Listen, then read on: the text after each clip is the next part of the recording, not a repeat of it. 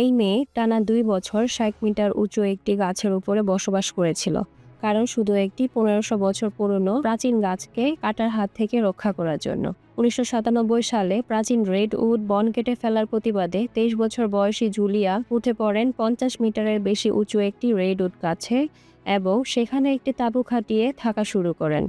শুরুর দিকে অনেকেই ভাবছিল সে হয়তো শুধু আলোচনায় আসার চেষ্টা করছে, কিন্তু সে মুখোমুখি হয়েছে ঝড়, তীব্র গরম, হিমশীতল ঠান্ডা এবং আরও অনেক চরম আবহাওয়ার।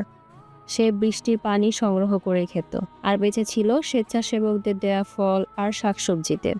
লগিং কোম্পানিটি তার চারপাশের গাছ কেটে ফেলে, হেলিকপ্টার দিয়ে ঘিরে ফেলে, এমনকি খাবারের সরবরাহ বন্ধ করে দেয়।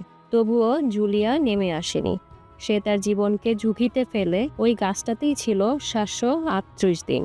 ২ বছরের এই সংঘাতের পর অবশেষে লগিং কোম্পানিটি হাল ছেড়ে দেয় এবং প্রতিশ্রুতি দেয় তারা ওই ১৫০০ বছর পুরনো গাছটি আর কাটবে না। সাথে আশেপাশের আরও ২০০ ফুট এলাকার গাছও সুরক্ষিত রাখা হবে।